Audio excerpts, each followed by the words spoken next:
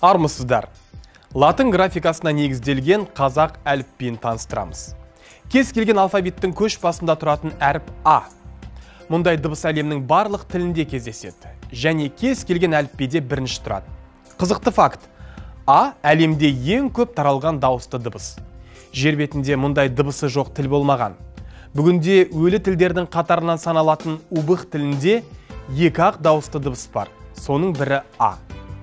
А әрпінің латын қарпінде жазылуы біздің осы уақытқа дейін қолданып келген кирилл нұсқасындағы А әрпінен ешқандай айырмашылығы жоқ. Дыбысталуы да, жазылуы да бірдей. А.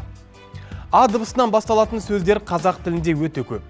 Ата, ана, атамекен, аға, ара, алма және осылай жалғасып кете береді.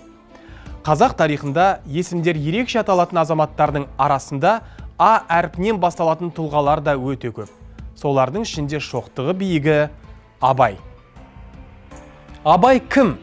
Абай ақын, композитор, философ, ағартушы, аудармашы, қоғам қайраткері. Абайдың қара сөздері прозалық шығармасы. Абай бір тұтас әлем. Абайдың шын есімі Ибрахим. Әжесі Зере сүйікті немересінің Ибрахим деген атына тілі келмей, оны ойлы болсын, аңдағыш болсын деген тілекпен Абай деп атап кеткен. Ибрахим Құнанбайұлы 1845 жылы бұрынғы Семей облысының Шыңғыс тауының бөктерінде Қарқаралының аға сұлтаны Құнанбайдың 4 әйелінің бірі, екінші әйелі Ұлжаннан туған. Абай кішкентай кезінде ауылдағы молдадан сауатын ашады, 10 жасқа толған соң 3 жыл Семейдегі Ахмет Риза медресесінде оқиды.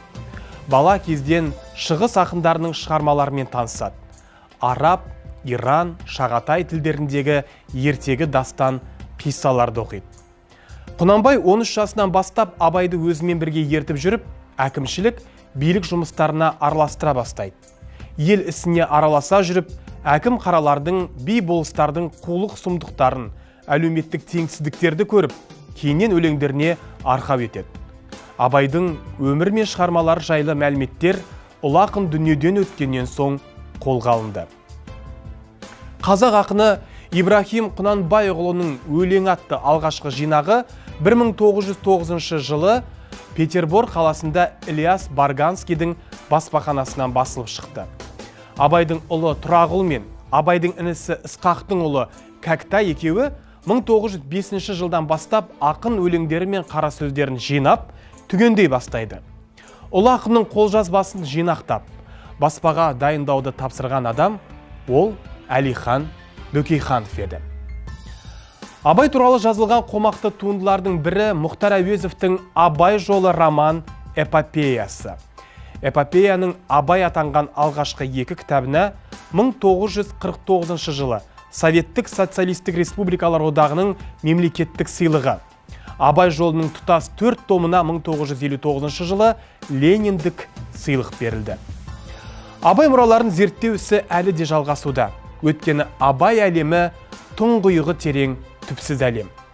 Әрине, бір сабақтың ішіне бүкіл Абай әлемін сыйдыру мүмкін емес. Бүгінгі хабарымызды Абайдың бір өлеңмен қорытындылағанды жөн көріп отырмыз. Қысқартылған нұсқасын қабыл алыңыздар. Ғылым таппай мақтанба, орын таппай баптанба, құмарланып шаттанба, ойнап босқа күлуге. 5 нәрседен қашық бол, 5 нәрсеге асық бол, адам болам десеңіз. Тілеуің өмірің алдыңда, оған қайғы жесеңіз, өсек өтірік мақтаншақ, еріншек бекер мал шашпақ, 5 дұшпаның білсеңіз. Талап, еңбек терең ой, қанағат рақым ойлап қой, 5 асыл іс көнсеңіз. Жамандық көрсең нәфрәтлі, суытып көңіл тыйсаңыз. Жақсылық көрсең ғибратлі, оны ойға жисаңыз. Ғалым болмай немене балалықты қисаңыз. Болмасаң да ұқсап бақ, бір ғалымды көрсеңіз. Ондай болмақ қайда деп, айтпа ғылым сүйсеңіз. Сізге ғылым кім берер, жанбай жатып сөнсеңіз. Дүние дөзі, мал дөзі, ғылымға көңіл бөлсеңіз. Білгендердің сөзіне махаббатпен ерсеңіз.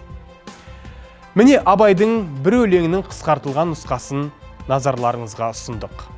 Біз бүгін А әрпі туралы мәлімет білдік. Ендеше келесі эфирде кездескенше аман сау болыңыздар.